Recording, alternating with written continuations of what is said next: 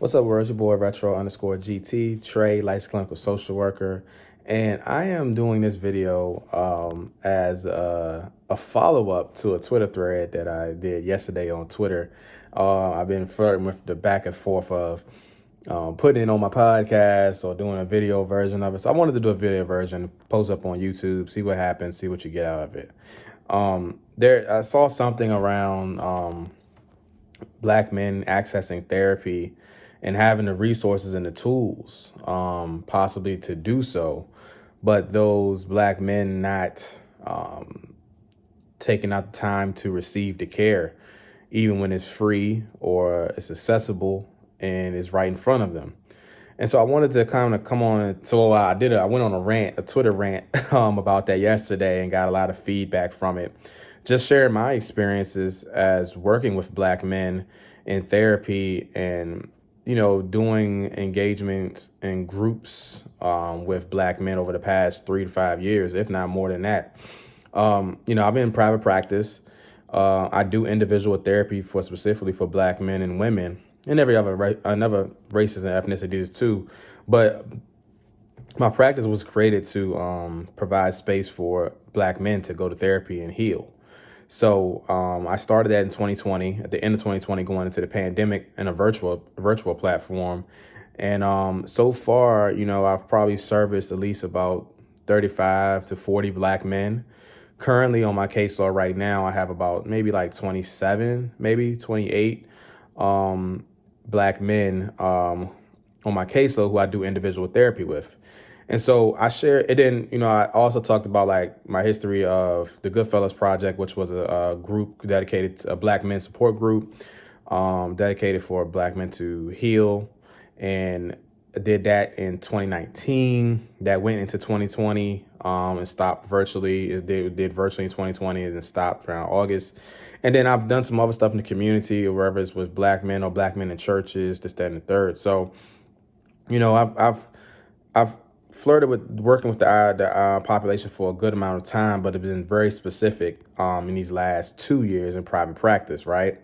And, what I was saying and talking to people about was that, we always talk about Black men need to go to therapy. They need to get help. They need more spaces to heal and vent.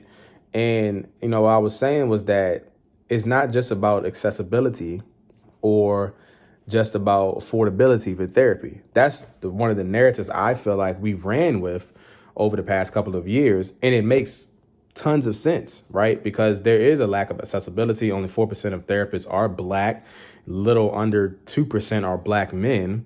So that's a barrier. There is insurance barriers, affordability barriers that does not allow Black men to go into these spaces. That makes sense. But I think that narrative has extended and expanded upon not just those two things anymore. Because you can have a Black male therapist available, but that Black man still might not go to therapy. You can have a Black male therapist, psychology, or counselor on staff, but that Black man still might not go to therapy or that counseling session. You could provide it for him for free and put him in the space to do so, to give him the opportunities to do it. But that doesn't necessarily mean he's going to engage into these actual therapy sessions. And why is that, right? Why is that? And so a lot of people are speculating behind it. A lot of people have conversations. We have these different dialogues, these different panel discussions around why do Black men not go to therapy? And what do we do to make them go to therapy? And what do we do to, how do we address that? And the conversation has to go deeper than just what do we do to address it and what do we do to get them to go to therapy. It's deeper than that. You got to understand and what is going on in the mental side of our Black men that would even give them the thought to even reach out to a clinician or say that somebody needs help. Oftentimes, a lot of times us Black men, we see it as a form of weakness to ask for help. We don't share our emotions or feelings because it's not something that was taught to us in our household, or we never understood what happiness is or what it looks like. We never understood how to communicate effectively our fears, our anxieties, because from a societal standpoint, as Black men, we can't show any of that. If we don't, like, our whole thing is to be the tough guy, be the provider, right? And anything less than that is pretty much, less than, you're not a man, you know? And that's the one piece of it. The other piece of it is that, from a black perspective, right? Like, we never talk about everything that's going on in our households. We couldn't. And if we did talk about what went into our households, what was going on, there's a potential that our parents could get in trouble, then the community could get in trouble, right? So we don't talk about anything outside this household. You let nobody know what's going on with you. You know what I'm saying? So that's a whole social racial justice issue that has popped in for a period of time. The third thing is that we didn't even know what these things we were feeling was. We can't identify them. We can't name them. We can't point them out. So to tell a black man to go to therapy because they need help, but they don't even know where to start. They don't even know what's going on with them. They can't identify some of these symptoms, or if they try to identify, or if they get a overload of things, they get overstimulated and they might lash out or, become like a bunch of different things can happen. So when you talk about just the thought of asking a black man to go to therapy, there's a ton of fear and anxiety behind that. I've also heard from brothers like, what is that therapist going to do for me? He don't know me. He or she don't know me. They don't know what I got going on. I can't relate to them. What are they going to do? What are they going to do differently than what I can't achieve on my own, right? Some of these brothers know that they're struggling with mental health, but they don't see the value in going to somebody that they don't know to have a conversation about their life. You know what I'm saying? That's just, just kind of one of those things. So then when you start talking about, like, if you got past the point of getting them into session, right, there's still the ongoing piece of building trust and rapport. And you're going to be building trust and rapport with these brothers for quite some time. Sometimes it's quicker, because some brothers do come in and they're ready to work. But sometimes they might, if they're in a situation where they're fearful, they're anxious, they don't know what's going on, they're going to default back to the regular defense mechanisms, because as a black man in America, we always have to be on guard. We always have to be hyper vigilant. We always have to keep our head on the swivel, because we don't want somebody to take advantage of us, somebody to or continue to oppress us. Those are those microaggressions that we pick up on. I call them microaggressions, where we always constantly in a state of, trying to do the right thing, but also trying to not feel like a threat, because we've always been perceived as a threat or a monster or inhumane or unintelligent. These are the different things. This all goes into the psyche of a black man before you even start session and dive deep into that, right? And so we doing all that, and we finally get up in session, and we got to build the trust and rapport. You can't throw interventions at black men. Like, you just can't get in there and throw CBT and mindfulness. Like, you can't just throw that in there. You have to build this thing up to establish the trust and rapport, and to show that black man this is a safe environment, right?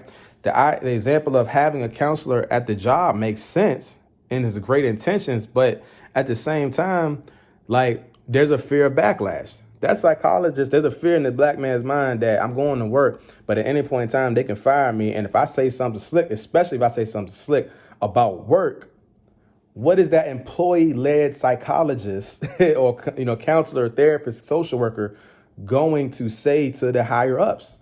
I might lose my job for speaking how I feel about what I feel about the employer. You know what I'm saying? So these are the different components that affect us, that systemically has affected black men that come into the therapy sessions as well, that limit why they don't seek therapy out. And so building trust and rapport, taking the time to even allow the therapeutic alliance to, play out and mold and become strong. Once that happens, then we can start knocking on the things that brought you into session. But we're not going to get to the deeper, darker issues probably for another 6, 7, 8 months. Right. So when I talk to my clients and tell them, in session when I'm working with brothers, like, hey, listen, 8 to 10, we're going to work on being more self-aware of our emotions and feelings, what's happening in these moments. I want you to be able to, see that. Right. And then, 6 months going in, we want to make sure that we're picking up on these things and we're starting to implement new strategies, new coping mechanisms, this, that, and the third.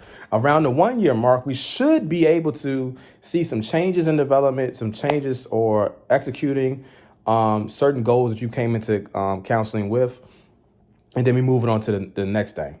By the time we get to the 1 year mark and beyond, we have transitioned out of the initial stressor that came into counseling and focusing in on the secondary thing, which goes to the deeper personal issues that might be feeding the first primary stressor as well. But this can go anywhere from 1 month, anywhere from the 8 to 10 session mark, which ends up being about a month and a half to 3 months. This could be anywhere between 3 months to a year, where we even see any significant progress or change.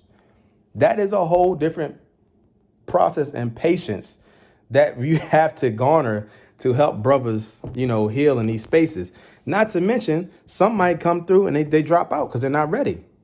They're not ready to engage and talk about those things. That's the other piece. A lot of people have to understand. It's not about just accessibility and affordability, throwing men in there. It's about trust and rapport. And then it's also about understanding where is this brother at on the stages of change ladder.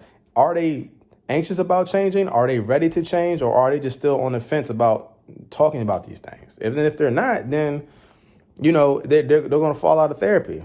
And it's not the clinician's fault. They're just not ready to change. So I think sometimes we get so absolute in our thinking, in our interventions, right? And then we take it personal, or we blow it out of proportion that the person is not succeeding. But there are 10,000 different factors that are playing in the role of this black man that could be hindering his process and ability to get through therapy. And you got to understand, from a social worker standpoint, their only interaction with a social worker or a licensed clinical social worker may be something stigmatized that they've seen from their environment. I get a lot of times, everybody, when I came a social worker, came a licensed clinical social worker, everybody used to think that my only job was to take away kids.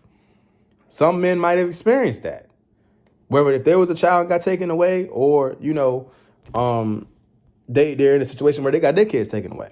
That's a stigma right there. There's a stigma to that. There's still a stigma to what a mental health professional and a counselor and a therapist look like. That's why I show up like this. So that's another factor. So we have to take all of that into consideration when we start talking about black men need to go to therapy. It's not that simple. It's really not that simple. And even when they are in therapy, it's still not that simple to keep them in the therapy. You feel what I'm saying? I have a lot of clients that have went into therapy and came back out, and that I haven't heard from them yet. And that's okay. They might not be ready. I might not be the best therapist for them. I might have done something that they didn't care for. They moving on. You just have to be sensitive to that. So I just wanted to make this video. I ain't think it was gonna go 15 minutes, but here we are, just talking about, how to engage black men in therapy. I'm open to helping people, helping organizations, helping different entities, engage with that. If you're interested, please let me know. But, this is what and it's not something to be the end all be all to use as a guide, right, to steps to do engage black men in therapy. Just something to think about and to maybe implement your process to, increase your solutions, but we got to take those things in consideration when we start talking about black men in therapy, and how do we get them there, and how do we keep them there, and how do we get them to heal. It's not that simple. It's not that simple as just accessibility and affordability. So tap in with me if you want to learn more about it, and then, we can figure out something from there. Hope y'all have a good day.